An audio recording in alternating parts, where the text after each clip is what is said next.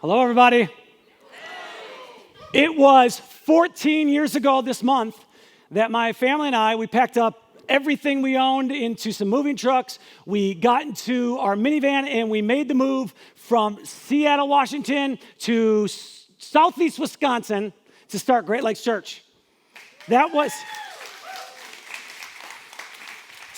2008. And of course, a lot has changed since then. Right, back in 2008, if you wanted to watch a movie at your house, you had to either go to Blockbuster or get a DVD mailed to you from Netflix. And those were your two big options. There were a couple other options, but those were your two big ones, right? And our world has seen lots of changes and lots of progress since then.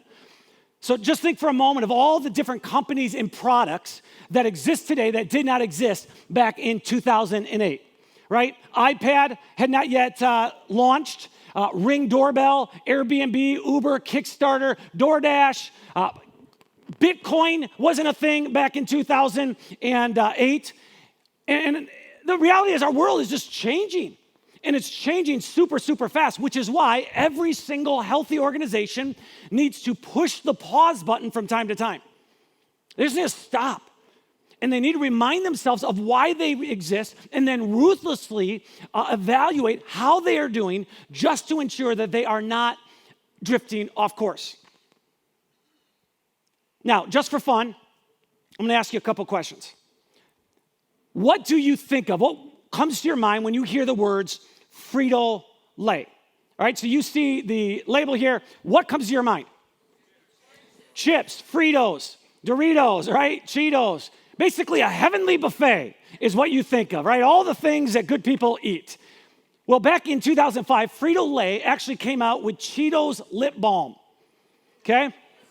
Yeah, ew. The product was disaster, right? The company had to stop making it. And what's fascinating about this, it's not like they came out with a bad tasting chip, all right? They came out with a completely different product, lip balm, and so it didn't work. All right, how about Colgate? What do you think of when you hear Colgate? Absolutely, right? Toothpaste, dental products. But in the 1980s, Colgate actually came out with frozen dinners. Lame, right? Now, here's the deal. If they're a massive company, if they would have branded it differently, it probably would have took off. But of course, it did not take off because everybody associates Colgate with a clean mouth, right? How about Coors, right? What do people associate Coors with? Beer, alcohol. 1990, Coors came out with Coors Rocky Mountain Sparkling Water. Now, some people would argue that Coors Light tastes like water, right? But we're not going to get into that argument right now. They came out with water, but because people had a very difficult time associating this word Coors, right, this name Coors, with water, the product was eventually, they discontinued it. And my point is this, that every organization in the world has to continually remind themselves of why they exist. And they have to eliminate all the distractions and then find ways to adapt to the changing times. And if they don't do this, what happens is they die. Doesn't matter how much money they have, doesn't matter how much people love their products. If they don't do this, they die.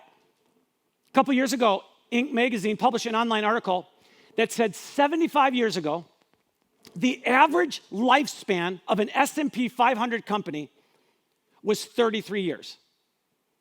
By 1990, it had shrunk to 20 years. And the prediction is that within the next 4 years, the average lifespan of an S&P 500 company will be 14 years. Now, here's the deal. Churches are not exempt from these kind of stats. Over the past couple decades, the amount of people engaging with a church, whether it's online or in person, you know this, it's fallen drastically. And the temptation for pastors, guys like me, is to blame COVID. We say, oh man, if COVID would have come, and there's no doubt that COVID had impact, but come on, if we were really honest, COVID has just fueled what was already happening. And COVID became for churches, business as well, but for churches a defining moment. Because as you remember, the vast majority of churches were forced to pause in-person gatherings for a while during the pandemic. And the question that every church leader was asking during that time, because believe me, I spent a lot of time on the phone, the question every church leader was asking was the same question that every business leader and every manager was asking, and that is, how are we going to survive this? And personally, I was very, very stressed. I didn't disclose how stressed I was during that time, but I was just very, very stressed. And so in April of 2020, I called a Zoom meeting with our board of directors, and I just knew we have some very important decisions to make. We've got to chart a course for Great Lakes Church moving forward. And for the first 15 minutes of that call, it was just kind of small talk, right? We chatted, talked about some of the good things that were happening, but I had an agenda because I had done my homework and I had come up with a list of all the different ways that we could cut things in this season. That we could make cuts regarding our facility, some cuts in staffing, some cuts in programming. There was even some mission work that I felt like, hey, we need to reevaluate this and possibly cut this. So I'm just sharing this openly with our board. Hey, here's some areas we need to cut. I mean, this pandemic is just getting started. Well, there was a guy on the board at the time. He served on our board for several years, been part of the church for a long time, still part of our church, Floyd Wilkinson. Floyd said something at this moment as I'm sharing this stuff that I will never forget. He said, Dave, I'm just going to be honest with you. I want to be part of a church that's playing offense, not defense. And I knew immediately when he said that what he meant. He's just saying, Dave, I want to be a part of a church that is moving forward with vision. I don't want to be a part of a church that's cowering in some office, nervously crunching numbers and paralyzed by all the potential what-ifs that are out there. He was saying, I want to make decisions based on how we can have the greatest impact, not on how we can simply survive. And if you know Floyd, he wasn't advocating to be irresponsible. I mean, Floyd spent a lot of his life in HR. All right, so this guy is all about being careful with numbers. But here's the deal. He understood the mission of the church. And when he said, I want to be a part of a church that plays offense, not defense, every single person on that board said, we agree. To play offense, not defense, means that we choose to be proactive rather than just reactive. It means that we're going to spend more energy on creating things than just maintaining things. To play offense, not defense, means that we're going to go after new people and not just focus on who's here. It means that we're going to take risk rather than playing it safe all the time. And I got to tell you, what Floyd brought to the table that day is the heart of Jesus. 2,000 years ago, Jesus looked at his disciples and he spoke these words to them. We look at these words multiple times a year at Great Lakes Church. He said, I will build my church and all the powers of hell will not conquer it. That is not defense. I will build my church and all the powers of hell will not conquer it. Now, I'm not going to read a bunch of verses today, so take this one in. Jesus promised. He said, I'm going to build my church. Nothing's going to stop it. Not scandal, not persecution, not pandemics. Nothing is going to stop it. And if you ever sit back and you wonder at times with, as your mind's kind of wandering, if you ever wonder, like, what does Jesus do with all his time? I'm going to tell you what he does.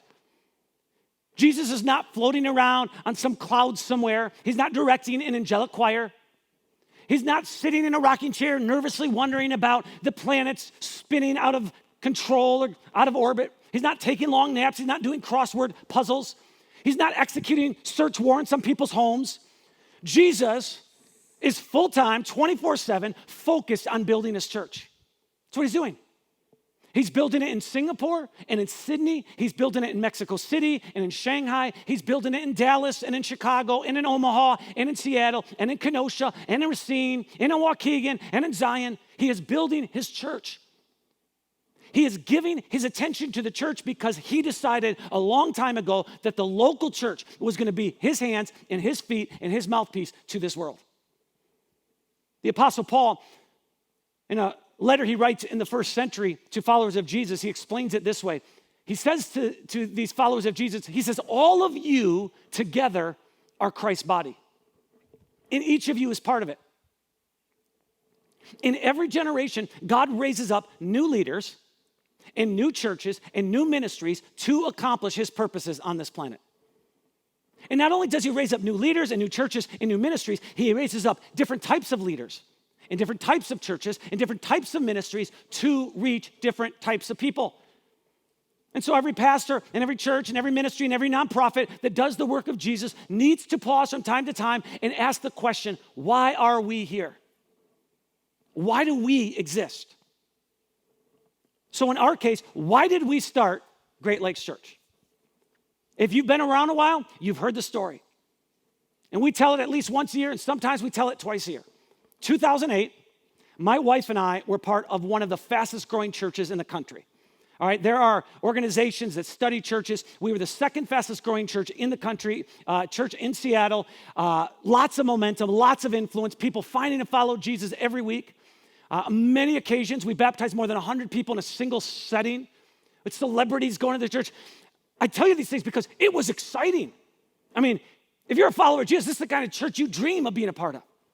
If you're a pastor, I mean, this is about as good as it gets. You feel like you're at the pinnacle. And yet, in the midst of all of that, I was nonstop restless. Something inside of me just wouldn't allow me to be content. I had a growing passion inside of me to start a church. Now, to be honest with you, I didn't even know where I wanted to start it. I just wanted to start a church. Kenosha, Racine, Southeast Wisconsin, that was part of the equation. The reason it was part of the equation is my brother Rick, who was serving in Iraq at the time, he had made it clear. He said, Dave, if you started a church at Kenosha, which he was trying to push me to do, he said, if you started a church at Kenosha, he says, here's the deal. I'm going to be a part of it. My friends are going to be a part of it. I promise you we'll do this. Now, this was the area my family's from, and so it made sense. And so I started getting excited, started moving forward. But every single time Randy and I would start making real progress, I just get scared. I back out. March of 2008, I put my house in Seattle up on the market. I am convinced we are going to start a church. This is our moment. This is our season. I fly with my wife to Kenosha to meet some people, mostly friends and family is who I'm meeting with. But the friends I'm meeting with, because I'd been gone for so long, were friends of my brother Rick. And just shared this vision of starting a church in Southeast Wisconsin. And almost everybody I shared the vision with said, we're in. Let's do this thing. Then I started thinking about the reality of starting this church, how scary it was, so I chickened out again. I called everybody and says, we're not doing it. I gravitate toward playing defense rather than offense. I started asking all the what-if questions, right? What if it doesn't work out? What if nobody attends? How are we going to pay for it? Where are we going to meet? And so I fly back to Seattle in March of 2008 and decided we're not starting this church in Wisconsin. Well, as many of you know, because you've heard the story, it was a couple weeks later in April of 2008 where my family went through incredible loss. My brother Ricky was killed while serving in Iraq. And the heartache and the tragedy in that season became a very defining moment for my wife and I for many reasons. During the week of his funeral, it just hit me how short life is. Ricky was 23 years old, but the fact is 93 is not a long time on this planet. And so I started really to wrestle with this idea of like, what do I want to do with my life? And I already knew the answer. I knew I wanted to start a church. On top of that, during the week of the funeral, I had family members and many of Rick's friends who said, hey, Dave, just be straight with you. If you ever did start it here, I know you don't want to do it right now, but if you ever did, we're in. But of course, I'd already determined, not going to do it. So after the funeral, I returned to Seattle, and that's when things got crazy stressful. And here's why. I mentioned this a few moments ago that back in March, when I thought we were going to do this, when I was convinced I was going to start a church, I had put my home up for sale. Okay, now this was our dream house because it was kind of like a cottage in the woods. It overlooked a huge area. I mean, it was awesome. It was just a house that we loved. But I put it up for sale, and a couple days later, we had gotten an offer that we accepted. And so unfortunately, even though I chickened out, I couldn't get out of my house sale without big penalties. I tried, and then but people who were buying it threatened some legal things, and so we just gave up. We moved out of the house. So here I am, still in Seattle, moving out of this house I love, moving to a rental, now paying more price to rent a house than I did to own a house. Stressful, messy season. And in the midst of all that chaos, there's still this passion there. It's growing about starting a church. And I'd regularly talk about it. I even in that season bought the website, greatlakechurch.com. And then in early July of 2008, so about 3 months after Rick was killed, my friend Ryan, who was pastoring the church in Seattle, he's the lead pastor, he sat me down and he asked me a really big question. He said, Dave, you talk about this church a whole lot, that someday you're going to start. So I'm going to ask you, if you had people to start the church and the money to support the vision, would you start this church in Wisconsin that you keep talking about right now? I didn't even flinch. I was like, yes. If I had people and I had money, of course I would do it. And he says, Dave, you're never going to have the people to start the church or the money to support the vision without stepping into your fears. He said, Dave, this is in your heart. And then he said this, so I'm giving you 30 days. Your last paycheck is 1 month from now. Now go do this. I hated Ryan in that season, and that is no joke. I didn't know if he fired me, inspired me, encouraged me, or forced me to start a church, but that was the tipping point. And it was hard for me because I never told the church that. I just told the church, like, I gave Ryan 30 days. I'm excited about this, and inside I'm dying. And he knows I'm ticked at him. And then on Sunday, August 17th, 2008, I stood in front of the church that I was on staff at, and I talked about my fears. I talked about how it's time for me to walk into those fears. Here's 2.5 minutes from that talk. Starting a church is filled with a lot of unknowns. It is filled with a lot of fears. There's a lot of insecurities. Once I told Ryan, hey, this is it. We're out in 30 days. I couldn't sleep for 2 nights. I went a whole week without pretty much eating anything. I now know why Pastor Ryan is so skinny and why he cries all the time. The guy started a church. And so I have all these questions going through my mind right now. You know, where are we going to meet? How are we going to have the money to do this? Who's going to be on the launch team? All of these things going through my mind. How are we going to do music? How are we going to pull this off? Is a church like this going to work in Kenosha? And I constantly evaluate my ability to do this.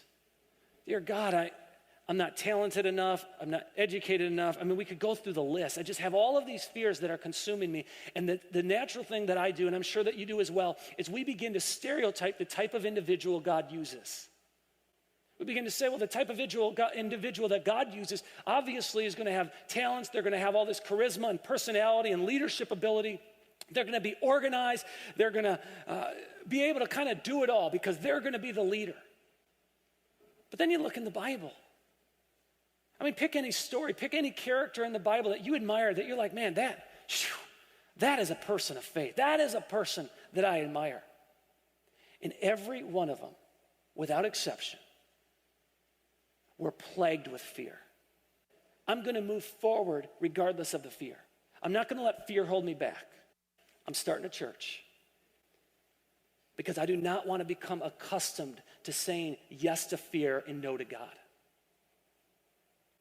And someday I will stand in front of a church and I'll be able to look at the thousands of lives that have been impacted because of the people that came together.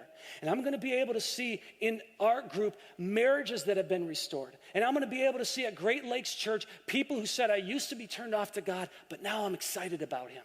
I believe that day's coming. I believe it's coming because this is not going to be another missed opportunity. So the next day, Randy and I, we pack our family into a minivan. We drive 2,000 miles across the country. We rent a house in Kenosha. We start meeting with as many people as possible to share the vision of the kind of church we want to start. And I know it sounds bizarre, but the kind of church that we wanted to start was a church for people who did not go to church. Which, come on, when you think about it, is problematic, right? It's like starting a Chinese restaurant for people who don't eat Chinese food, or a coffee shop for people who don't like coffee. It doesn't even sound rational. And yet when Jesus started the church 2,000 years ago, he did not start it for people with a common set of beliefs or common interests. He started it for people with a common problem. The problem was they didn't know where they stood with God. The problem was they didn't know how God felt about them, or if he cared about them, or if he knew their name. The problem was their lives were messy, and no matter how hard they tried to measure up to whatever the standards were, they were constantly falling short. The problem was their only idea of God was that he was out to get them, and he was ready to zap them at all times with some sort of lightning bolt if they did anything wrong. The problem was they didn't fall into the stereotype of what good religious people should look like and talk like, and so they felt very, very far from God. And what's interesting to me is these were the very people that Jesus spent the most time with. Those who were nothing like Jesus actually liked Jesus. And on many occasions, religious leaders actually confronted Jesus about spending time with people who didn't look or sound religious. And Jesus would always put them in their place. Usually he would ask them a question. On one of the occasions when Jesus is being challenged, he explained it this way. He said, hey, healthy people don't need a doctor. Sick people do. I have come to call not those who think they are righteous, but those who know they are sinners. So from day one, we just determined Great Lakes Church would be a hospital for sinners, not a hotel for saints. Right? This isn't going to be a cruise for saints. This isn't going to be a club for saints where a bunch of religious people get together and they have a good time and they laugh and they tell insider jokes. And no. This was going to be a hospital for sinners. This was going to be a place that anybody who feels very, very broken and is aware of their brokenness can come. And so I just clearly remember standing in my parents' living room because I was so nervous. It just defined me. It was a couple weeks after we moved here. I'm sharing the vision with maybe 15 or 20 people, and I just kept thinking, I'm not sure this is really going to work. Because none of us in the room, including myself, had ever started a church before. Some of the people in the room weren't even attending a local church, yet they were going to help us start one. Nobody in the room had a degree from seminary or Bible college, including myself at the time. I do now. Nobody had a background in marketing. It was just an eclectic group of people who were dreaming together, and they were saying, man, we have this passion to start a church for people who don't go to church. And God used that group of people because that's what God does. In one of his letters, the Apostle Paul actually talks about the type of person God uses. He says they're people you would never expect. They don't have a bunch of qualifications. And then he explains why. He says because when this happens, when God uses them, he says no one can ever boast in the presence of God. He says, you want to know why God uses the foolish to confound the wise? You want to know why God uses things that nobody thought he'd use to do incredible things? Because then no one can ever boast. No one can ever say, it's me, it's me, it's me. They can't take credit for it. And I know it sounds like I'm being, it sounds like almost I'm exaggerating or trying to be humble here and saying this. I'm telling you, it doesn't make much sense that Great Lakes Church took off. Think about it. When we started Great Lakes Church, there were over 200 churches in Kenosha and Racine. I had a handful of people that told me in the first couple of months, we don't really need another church at Southeast Wisconsin. We're saturated with churches. But the reason we moved forward is because we were passionate about starting one for people who did not go to church. And almost all of the churches we were familiar with existed for church people. And that actually makes sense. Because who else is going to show up to church? Right? I'm a church person.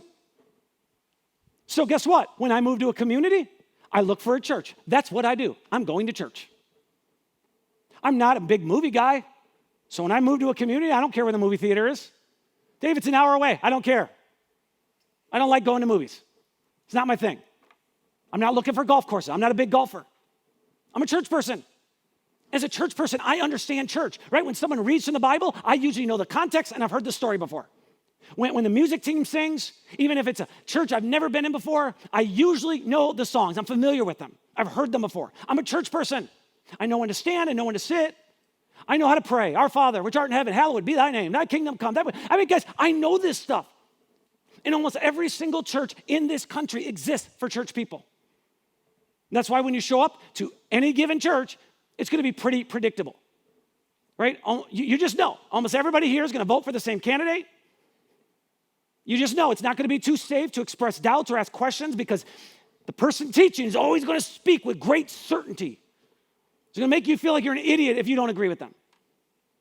Very few people will ever open up talking about addictions or ongoing struggles because the only struggle the pastor ever talks about is that one time in third grade where he almost lied to his mom. Right? You know this. You show up to church, you go look around, everybody's heterosexual, nobody's divorced, everybody's married with 2.5 kids. Churches exist primarily for church people. But when we started Great Lakes Church, we didn't hide the fact.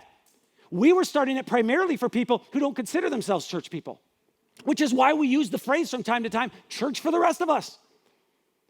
It's a church for those of us who've accepted the fact that we are very, very broken and that we do not have enough willpower or discipline to live out perfectly everything that we believe. It's a church for those of us who acknowledge, hey, we got doubts and we've got questions. And as much as we love Jesus, we live with a very sobering reality that it is totally possible that our biggest failures or regrets or sins may still be in front of us. It's a church of people who just say we acknowledge we are hypocrites, even though we don't want to be. In moments of weakness, we say or do things that absolutely do not reflect the love of Jesus. The heartbeat of Great Lakes Church is we want to create a church for people who don't go to church or people who don't like to church. But I'm just going to tell you, and I'm going to admit this, I'm going to acknowledge this. It's not easy because there's an ongoing gravitational pull to create a church that is clean and sanitary where everybody looks and talks and acts alike. That's easy because when you don't do that, there's tension and there's disagreements and there's fighting and I didn't like the way that was done, they're out. And there's an ongoing gravitational pull in our church, just like every other church, to play defense. In our Bible, we have the book of Acts. Book of Acts, fascinating book because it lays out for us the early days of the history of the church. One of my favorite stories in the book of Acts took place 15 years after the resurrection of Jesus. Now, I'm not going to get into all the details today. I'm not going to unpack the story. I just want you to know, at the time, the vast majority of people, as we get in the book of Acts, the vast majority of people who were following Jesus were former Jews. Okay, so they all had a common background, all had a common worldview. They shared a similar perspective and how to connect with God. And so naturally, anyone who wanted to follow Jesus, even non-Jews, were expected to adopt Jewish traditions and ways of thinking. Now, non-Jews were called Gentiles. So it was us versus them. These were people who didn't hang out together. These were people who didn't see the world the same. These were people who just, in many ways, were polar opposites from each other. And so, since the majority of Jesus' followers were Jewish, everyone was expected to follow the dietary restrictions that the Jews followed. Everyone was expected to keep the same Jewish holidays and customs that the Jews had. Everybody was expected, all the men were expected to be circumcised, even non-Jews. Right? So you'd say, I want to follow Jesus. They'd send you down to Great Clips and you have to get snipped.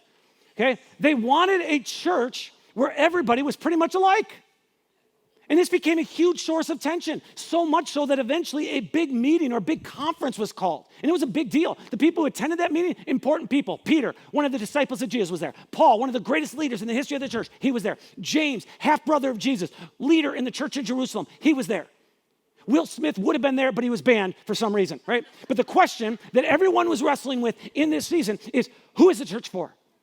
And at this meeting, at this conference, they're asking, is it for church people? Is it for people who are disciplined, whose lives are put together, who are certain about their beliefs? Is it for people who struggle and question and experience regret? Like, who's it for? And as you can imagine, there's all types of emotion. There's heated arguments. People are standing up, giving their opinions. And eventually, at the end of the meeting, James, this half-brother of Jesus, leader in the church of Jerusalem, he stands up, says, listen, I've heard the arguments. I've heard everybody speak their piece. And now, I want to say this. I've made the conclusion, like after hearing all of this, that we should not make it difficult for those who are turning to God. That's it. James says the church, the local church, this church, right, our church, should be characterized by an environment and a culture and an atmosphere and a spirit that says we are going to do everything we can possibly do to remove hurdles that keep people from connecting with God and from embracing His grace. And then James just spends the next few minutes challenging his Jewish friends to just give up their preferences so that anyone who wants to connect with God would not experience a bunch of hurdles in the process. And it's interesting because eventually, with all this debate, he finally says, all right, you can hold on to some of your traditions because they're so deeply ingrained into society, but hey, let's keep the main thing the main thing. And ultimately, at the end of the meeting, a letter is written up and distributed to local churches, and the message is simple. Let's not make it difficult for people who are turning to God. So don't miss this. The responsibility of the church is to make the message of God's grace accessible to everyone. Now, I wish after that big church gathering and conference and meeting, everyone lived happily ever after. They sang Kumbaya. They got together. They would cheer each other on, rub each other's backs, say, we're doing it. But come on, that didn't happen. There have been several defining moments in church history where the church, through its words and its actions, have actually made it difficult to follow Jesus. And that's why a whole lot of people right now are deconstructing their faith. Do you want to know why a lot of 20 and 30-year-olds specifically are deconstructing their faith? I'm just being very honest with you. It's because they were handed a faith that, quite honestly, is easy to deconstruct. They were handed a faith where the only answer to the tough questions was, well, the Bible says so. They were handed a faith that put more hope in politicians than in Jesus. They were handed a faith that cared more about bigger buildings and more influence than they did about serving the community. They were handed a faith where every time tragedy strikes, it was explained away as God's will and God must have a plan. Now, I got to tell you, I actually understand why that kind of faith is appealing, because I'm a church person. Church people want certainty. Church people feel uncomfortable with tough questions. Church people like to look and like everything to look and feel a certain way. They don't like messiness. Church people want a clear stance and everything, and they want the scripture to say it perfectly, exactly so there's no questions to be asked. But Great Lakes Church wasn't started for church people. I'm just telling you, this is why we're such a messy church. Now, the encouraging news is we do have a lot of church people who have joined us over the years, have linked arms, and said, we're going to help build and create and design a church for people who do not like to go to church. I got to tell you, this is way harder than I ever imagined. I was scared. I thought it's going to be difficult, way more difficult than I thought. But we're committed to it because we believe to the core of our being that the local church is the hope of the world. The local church is the hands and the feet and the mouthpiece of Jesus. And when the church gets it right by loving and serving others, it revolutionizes and it shapes and it forms in every aspect of society. And the way we get it right is by choosing to play offense and by being active and intentional in what we do. So, we want to make the message of God's grace accessible to everyone. I want you to always feel comfortable inviting your friends, just like I invite mine. And I know you do, because people stop me in the lobby all the time, and they'll be kind of pacing around. I was like, what's going on? They said, I invited someone today, and they're going to show up, and actually I've been inviting them for 6 months, and now they're finally here, which is basically their way of telling me, Dave, don't screw this up. I promise you, we work really, really hard to not screw it up. Why? Because the verse that fuels our church and everything we do is we should not make it difficult for those who are turning to God. The way that we know we are winning as a church, because it's hard to evaluate, are we winning? It's not determined by how many people show up. It's not determined by how many people watch or listen online. It's not determined by how loud we sing. It's not determined by how many notes people are taking. It's not determined by how much money is given. Here's how we evaluate whether or not we know we're winning. Great Lakes Church wins by collectively communicating, we want you here and we're ready for you. And we remind our volunteer teams of this all the time, that if we're gonna win, we need to collectively work together, link arms to communicate to people, we want you here and we're ready for you. We want you here and we're ready for you. This requires all of us to say we're gonna work together to be the hands, the feet, and the mouth of Jesus. Guys, I can be ready, I can prepare, I can be in an auditorium giving my message on Tuesday and then be ready to go Wednesday. But if you're mean-spirited in something you say, if you're not friendly, we lose. But you could be over-the-top friendly, you could be kind, but if our children's rooms are not fully staffed, our middle school isn't ready to welcome students, if our high school program isn't, come on, we lose. The way we win is collectively working together, linking arms. So, we're in a season right now of pausing. Over the next few months, we're literally just pausing. We'll continue to hold services, but I'm telling you, as a leadership, pausing, evaluating, and looking towards the future. Now, I am hoping you join us for the next 2 weeks because we're going to continue to unpack, what does this look like? What does this mean? Where are we headed? If you have to pick and choose between the next 2 weeks, pick 2 weeks from now. Because in 2 weeks, I'm going to ask something of you. And I'm going to ask you to engage with us in some exciting ways in the next season. It's a season where we are determined we're going to play offense, not defense. Because that's what Jesus wants us to do. Let me pray for you. Heavenly Father, we thank you for what you've done in and through us over the past 14 years as a church. May we never, ever, ever lose sight of how good you are And may we never stop putting the spotlight on you and your greatness. We pray that the next season of ministry at Great Lakes Church would be greater than the previous seasons for you and your kingdom. In Jesus' name, amen.